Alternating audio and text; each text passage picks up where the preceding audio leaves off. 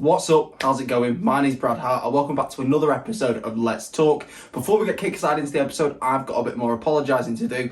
I wasn't around last week, I wasn't here and I wasn't in a video. And what's my explanation? Well, I'm going to be honest, I'm going to be straight with you. I was ill. I was dying of the flu. I had every symptom of COVID, COVID itself, and I was bedbound. So I'm sorry, but before we get kick-started into the episode, do me a favour as per usual. Pull yourself up a chair, grab yourself a drink, and let's talk.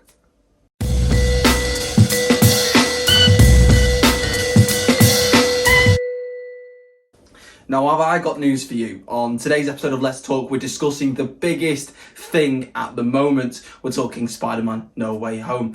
The trailer that's just hit our screens and just had actually a world premiere yesterday in America with over hundreds and hundreds of people participating, literally just showing off a trailer for a brand new film. The last trailer, which was a teaser trailer and a small TV spot, had actually broke records and broke the End Game and Infinity War records with some of the most views on a trailer in the superhero category. Spider-Man No Way Home's come in and they've taken the crown.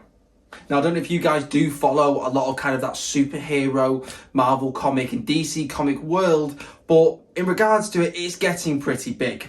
For example, if you were 20 years old when the first Spider-Man 1 came out, you're in your 40s now. And that is a total growth of age and of individual. And the reason I'm mentioning that is because the characters from the first Spider-Man film and the third Spider-Man film in the Raimi universe, and also the first and second villains within the Amazing Spider-Man universe are coming back, and they're coming to our screens and they're fighting no other but Tom Holland. So where are we? What's been happening? So the trailer recently got dropped, and to be exact, it actually got dropped today when you're watching this, hopefully 1:30 this morning. So to be exact, it was actually Tuesday at 5 p.m. and it blew the world up. It went mad. The trailer has gone millions of streams, and people are asking a lot of big questions because we've started to have some closer look now at these villains that we used to love and cherish. We've seen the William Dafoe's Goblin come back, and we've seen a full frame image of this. We've seen the Sandman come back, and we've seen a massive version of him which just looks fantastic, and kind of, I guess it kind of gives him a bit more time on screen, because I think in Spider-Man 3 we weren't really given the full potential. We've also been shown Doc Ock, but this time with Doc Ock from the Spider-Man 2 and Tobey Maguire's version, he's actually got a nanotech suit. Yes, his suit's made out of Iron Man's material. Which makes it even weirder, as he actually looks like he's good and actually doesn't look like he's an issue. It looks like Doc Ock is actually working together with Tom Holland, aka Peter Parker, and essentially helping him fight the rest of the Sinister Six. The Sinister Six. Now, for those of you who don't know, the Sinister Six is basically a combination of 6 different criminals, similar to the Avengers, but in the Marvel world. And essentially, these are 6 foes of Spider-Man, his biggest foes, of which he fights and defeats on numerous occasions in the comics. And it's quite nice to see it's coming live action to our screens, but with villains we know already from the previous films.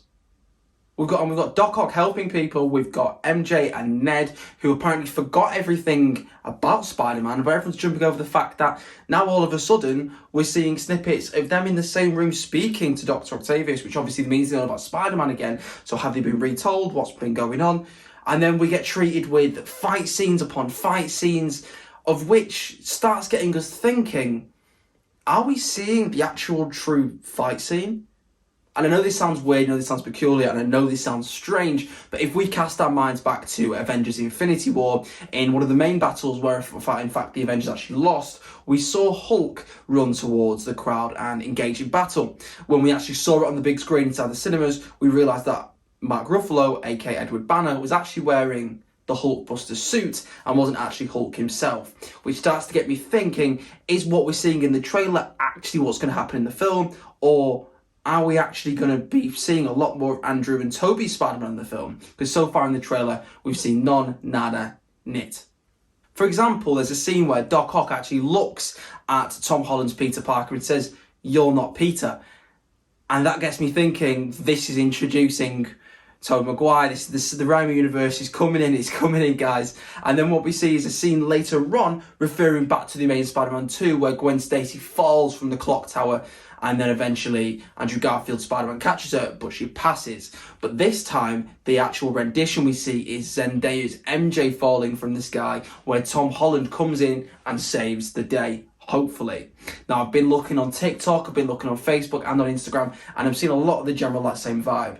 And a lot of people are thinking that Andrew Garfield's Spider-Man is going to come in at the last minute and save MJ from that fall as revenge for what happened to Gwen Stacy. Because, of course, in the main Spider-Man 2, Gwen Stacy falls, hits her head, breaks her back, she dies at the end of the fall, and it's kind of this infamous fall that's in the Spider-Man world. Tobey Maguire saved MJ, then we had Andrew Garfield, whose Gwen died. And then is Tom Holland's Zendaya going to die? Because we are being told by the director that this is Spider-Man's End Game. And come on, like, it's Spider-Man's End Game. I'm not ready for this. I'm not ready for the end of the Tom Holland reign as Spider-Man. Is it time to pass on the, the web shooter, I guess? Is it kind of time for that? I don't think it is, to be honest. I know he's been Spider-Man for 5 years because I believe Civil War came out in 2016, but I'm not ready for that to move on. I feel like we're just getting into a good build-up with the Spider-Man character, and I almost feel like even though we've been treated with, Far From Home, No Way Home, they still, for me, didn't have the same presence as the Raimi universe and also the Garfield universe. And I know I'm going to get lots of hate for that, but I loved each Spider-Man in their own manner, and I don't know, I just feel like with Tom Holland's Spider-Man, it was always building up and building up to something. And I understand this is what it's been building up to, but I'd like to see more of Tom. I'd like to see more of a backstory and things of that nature. And of course, I actually met him, which just makes this whole film experience even better.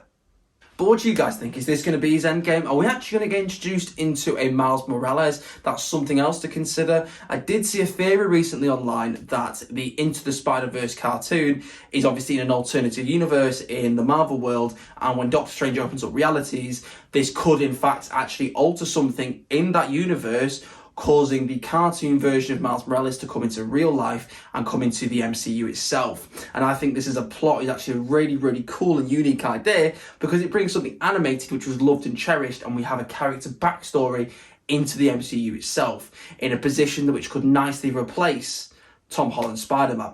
Because if this is truly the end game, who's going to die? Are we going to see Ned develop into the Hobgoblin, which we actually see a snippet in the trailer, which is going around people thinking this is actually Ned as Hobgoblin. And if you don't know who Hobgoblin is, he is essentially he's the Harry Osborn version of William Dafoe's Green Goblin. He's the kind of the younger, we used to call him the Orange Goblin, the younger and the smaller Goblin figure, who's kind of taken William Dafoe's technology and brought it in a bit of a different take. Now, everyone's seen this snippet on the trailer, and people don't really know if this is actually William Dafoe's new suit down the line, or if this is the Hobgoblin, because at the moment, I'm counting 5 of the Sinister Six, which is making me think who's the 6th, unless it is the Hobgoblin character. And also, what builds this so much more is all of the leaks we've been seeing. Now, this has been in my head non-stop, and we've been constantly seeing leaks of Andrew Garfield and Tobey Maguire on the set of Spider-Man No Way Home, and it's kind of been going around saying, are these leaks real? And I can, in fact, genuinely believe, hand on heart, tell you they are real, because now we've been seeing the end scene. Essentially, we saw the end battle in the trailer. We've seen the end battle, which is, I believe, is going to happen in all this scaffolding.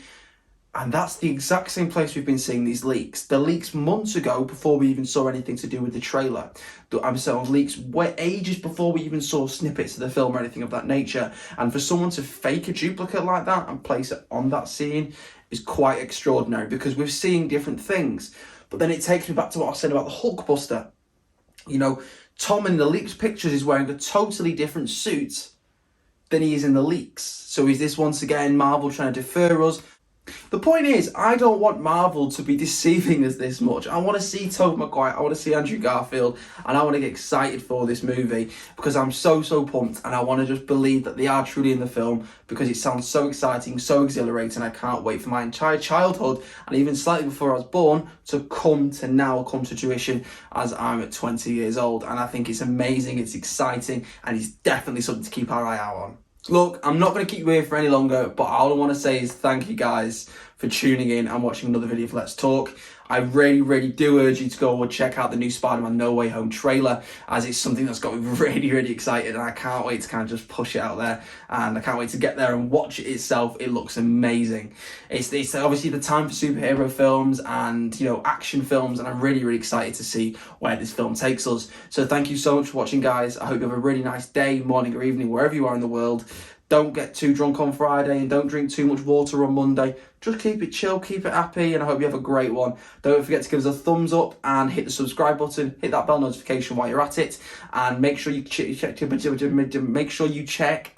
out all my previous videos and keep tuning for the next one. I got tripped up a bit there, but I felt I was on a good roll, so I'm going to keep it in. So yeah, make sure you check out all my old videos, hit the buttons down below, and I'll see you next time.